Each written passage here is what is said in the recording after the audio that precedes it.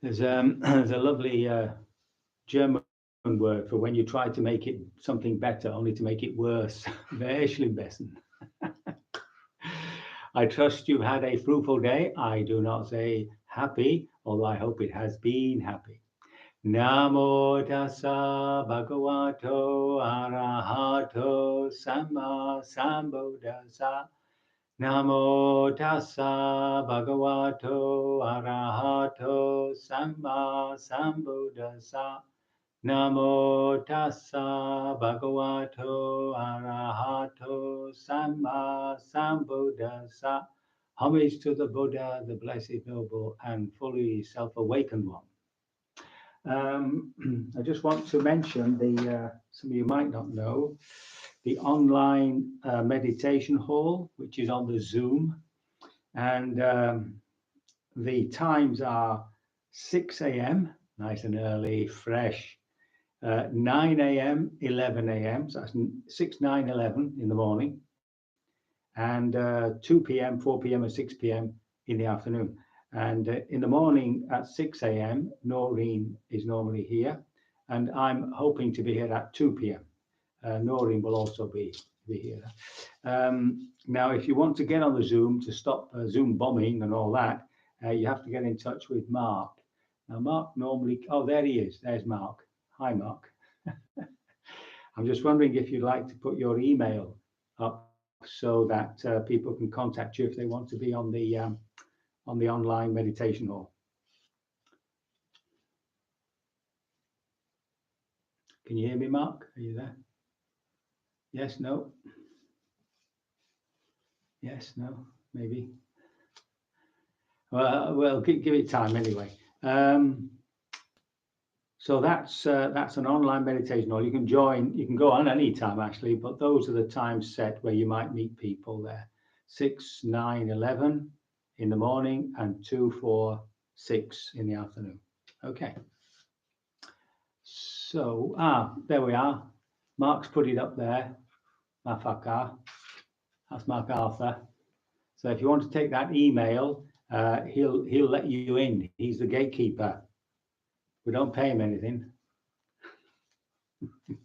So now, just to carry on with the foundations of mindfulness, as Bhikkhu Bodhi calls it, is discourse number 10. It's the jewel of the collection, remember? And we finished the body part. So that contained the breathing, of course, the whole instructions on breath meditation, the 4 postures, standing, walking, sitting, and lying down, full awareness, continual awareness during the day, the foulness of the body, which remember is really to do with becoming disenchanted with the body, disinterested with it.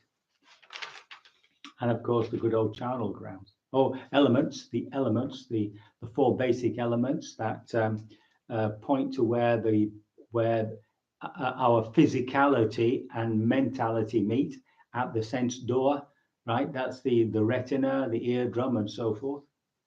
And the 9 charnel grounds, yes, the 9 bodies that are slowly corrupting into pure dust. To dust thou shalt return.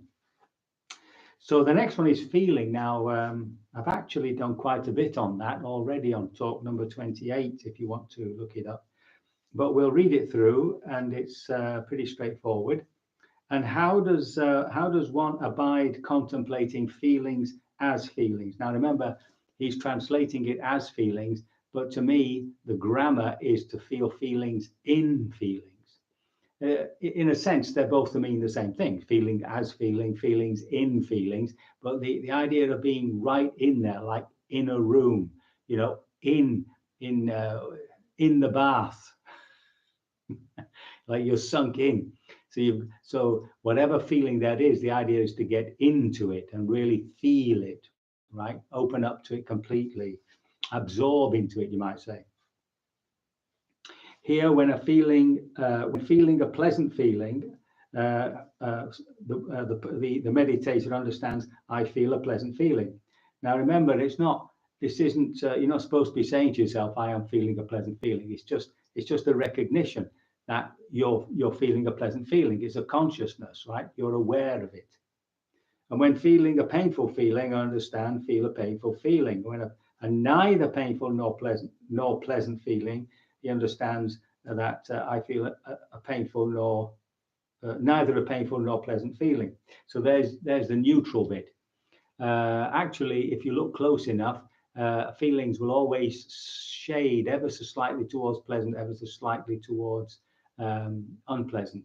And that's the dual world that we live in, right? I mean, that's apparent to us, I think, even in the womb, that there are pleasant feelings and unpleasant feelings. And there's a whole area that we would call neutral, you see.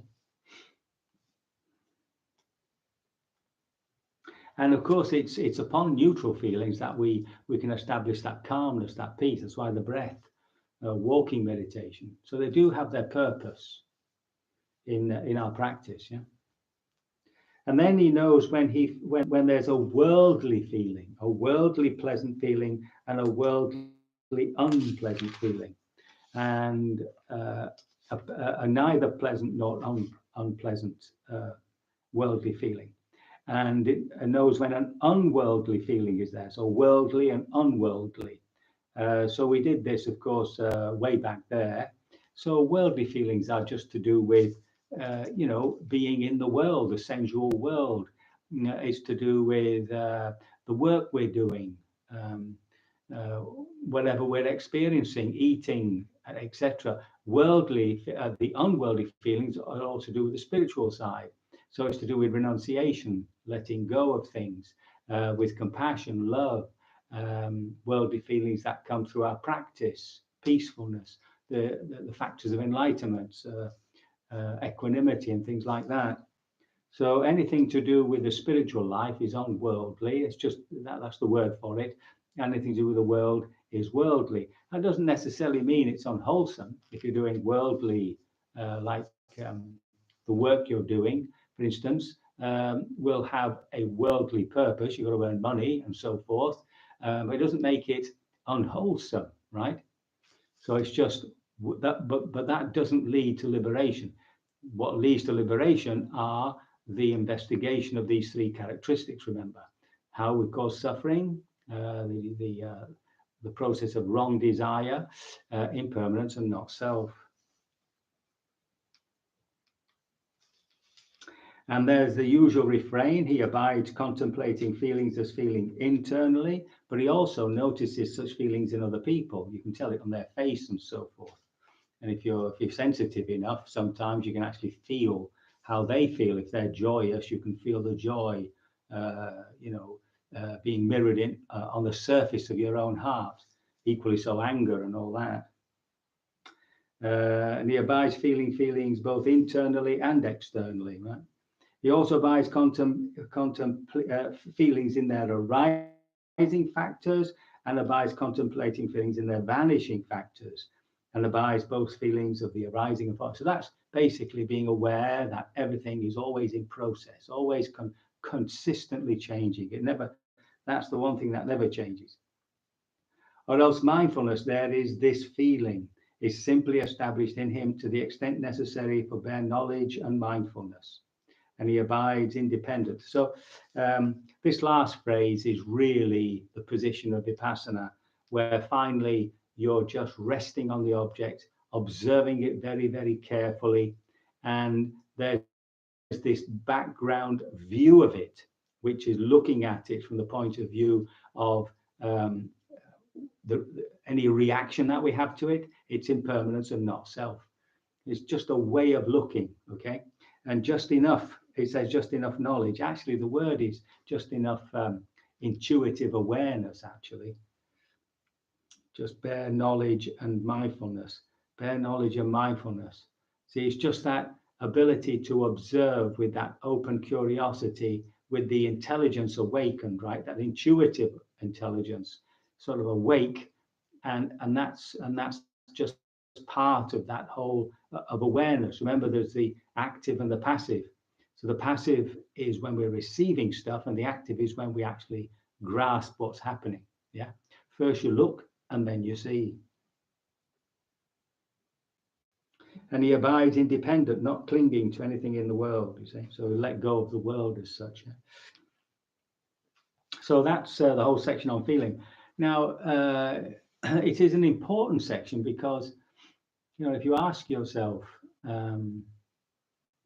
if you look into your body, especially feelings that are caused by the mind. So there are two, this doesn't actually say that, but there are two different types of feelings, remember. Feelings coming from the body, pain, discomfort, sense of pleasure, itching, all those sorts of things.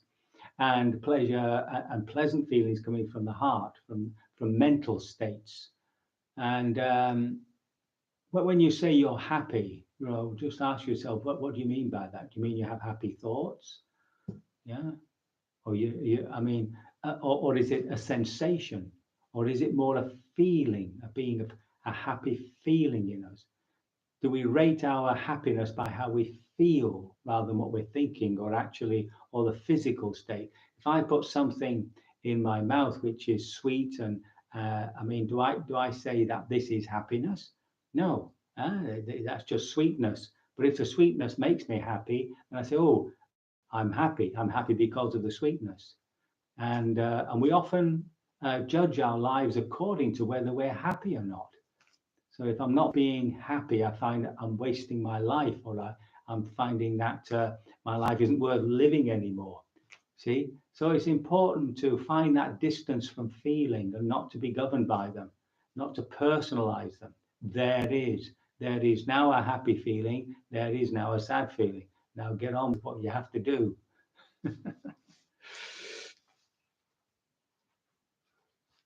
As soon as you identify with it, as soon as you say, I am happy, I am depressed, etc.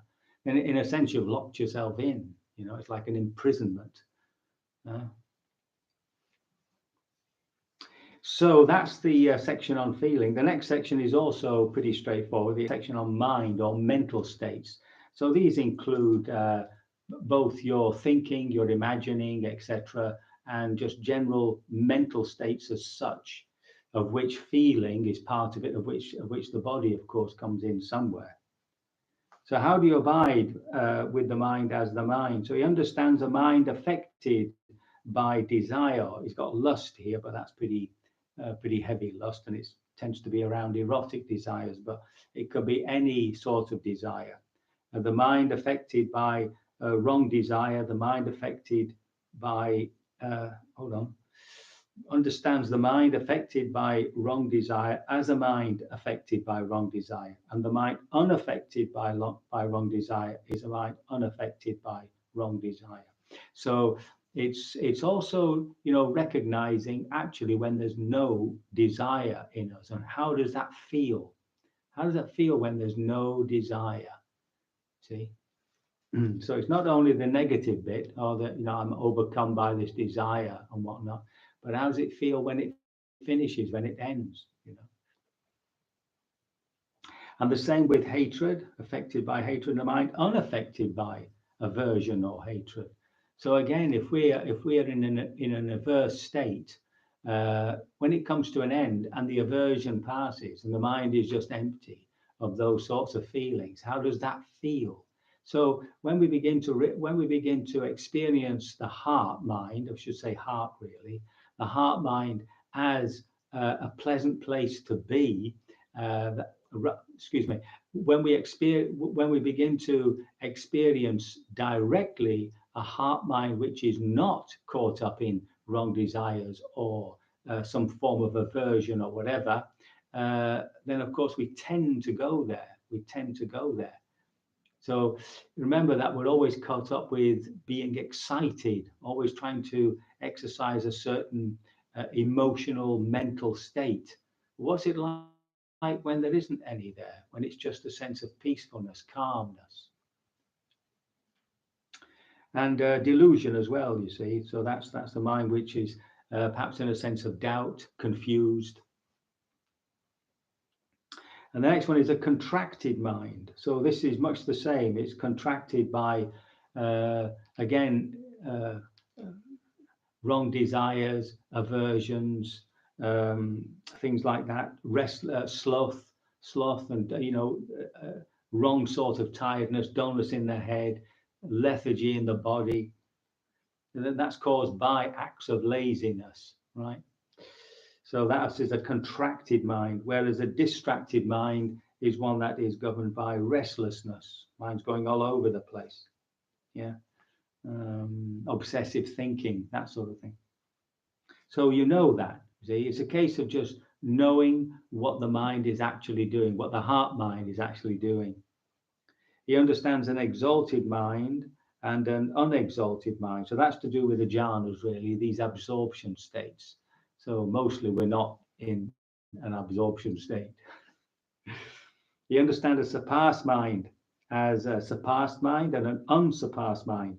So this is again just in these absorption states, exalted, unsurpassed. These are all very high, very refined states of mind. And the unexalted ones and the surpassed ones are really to do with just the worldly states of mind.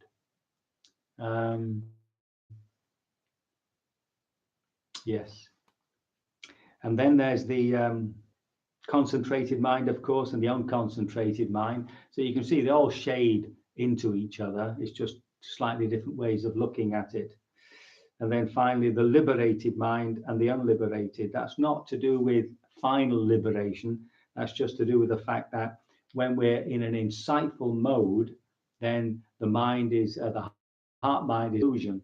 And when we're in a jhana, in a more of an absorbed, concentrated state, then the mind is liberated from hindrances.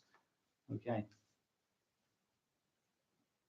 And he abides contemplating the mind as mind internally and externally. So you can see these moods and emotions, mental states in other people, can't you? Even in their body language. Yeah? And he abides contemplate the mind again with the arising factors and the vanishing factors. So it's again always this impermanence, always this impermanence. And then finally, just this is the mental state. And he abides independent, not clinging to anything in the world. So that covers the next two sections of feeling and the mind itself, right? And the next one is the mind objects, and we'll sort of tackle that tomorrow because that's a whole new section. So really, it's just ways of looking at what we're experiencing. And remember that when we open up to something, say an emotional state, say we're full of joy, there's always that tendency to want to try and develop it. So we're always looking at that reaction. See, we're not getting caught up either in the joy or the reaction to it. And we're just waiting, just watching that process. That's all, just watching the process and watching that desire to indulge just begin to fade away. Then we come back to the joy, and there's that mental joy, that mental state. And then you can go into it to find out, well, what's it made of at a more at that sort of basic level, and how is it affecting the body, right? How does the body feel when we're in a state of joy? And of course, and then you can move from those two different levels of perception. The perception of those four elements, some form of lightness, of warmth, etc. And then when you come to a next level of perception, you find this warm joy, okay? And you recognize it as joy. So there's different ways that you can play around within yourself, just slowly deconstructing things. And this takes away that sense of solidity, right? And in so doing, unwittingly, of course, we are establishing this position of the observer. And it's there that we want to stay as best we can, okay? That's in the meditation.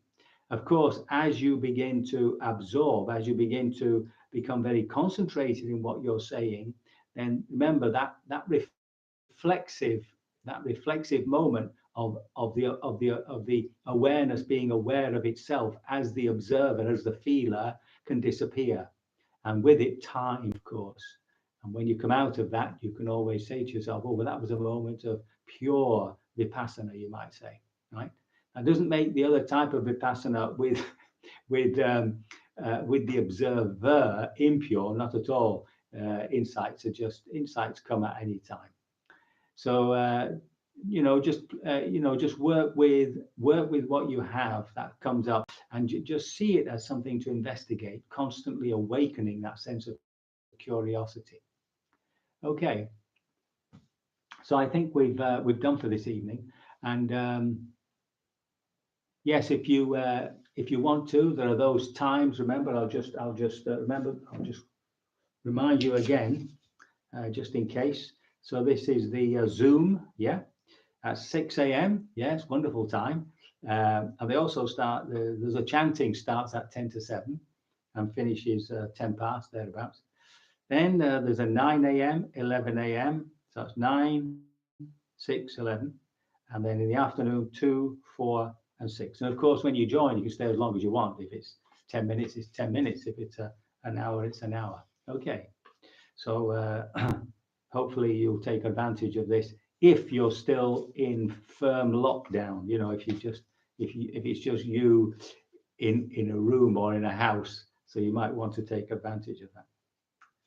Very good. I can only hope my words have been of some assistance. May you, by your fierce determination, be liberated sooner rather than later. So we can begin our